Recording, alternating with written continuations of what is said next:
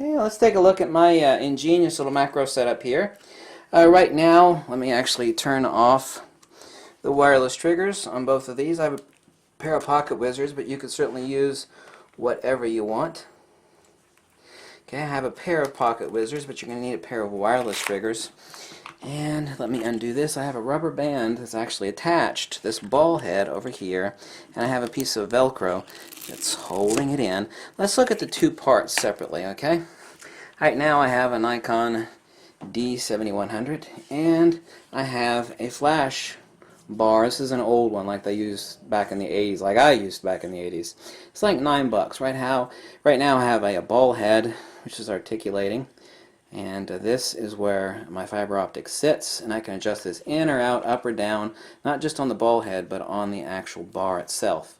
So I can actually adjust it in, out, up, down, like this, regardless of the size of the macro lens. This is a $30 ProMaster ball head. On the top of it, what I have is a cold shoe attachment with a piece of Velcro actually attached in here for attaching my my fiber optic. Here I have a 11-strand fiber optic 2mm, and I've got the link below for you. I have this hood attached over top of it with a piece of Velcro, and all this does is actually keeps the light spill out from coming into the lens. Very, very simple. 2mm fiber optic cable. This one's pretty long at 5.5 foot. It attaches right here. I have a loop right here, and I actually attach this to my belt. Okay, that way I keep all the stress off the camera. This is attached to my belt. This looks kind of cumbersome, but it's actually incredibly, incredibly easy. Let me show you this. Let me take off the 3 pieces of Velcro here. This is not a permanent speed light mod. This is attached to an SB800. Okay, this comes off too. This is a Velcro strap.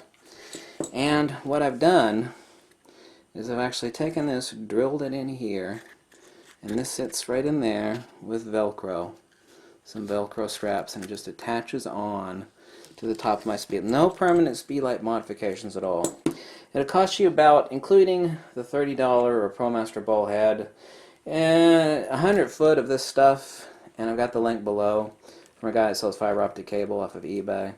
This is about 60 foot, by the way, but this one's especially long. I can actually leave this one on the floor. It's long enough.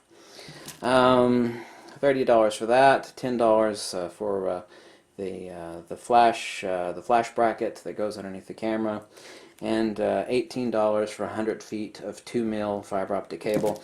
Once you get done cutting it, what you do is you go over to the stove with a Bic lighter and you melt each end, and then you take something metal and you flatten it out, and what that does, once you cut it, it'll leave a rough edge, and by melting it, it's a type of plastic.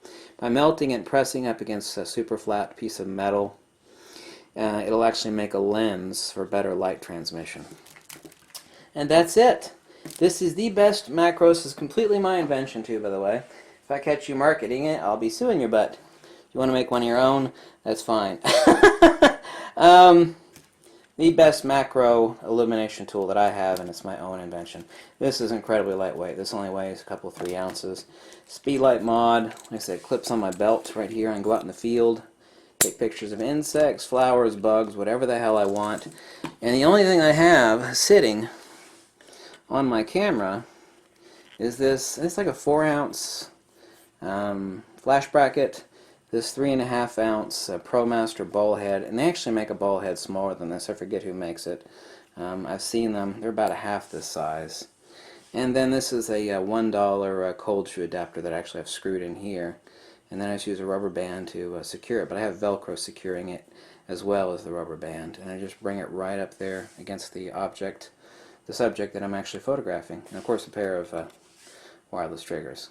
Okay, thanks for watching. Catch you later. Bye.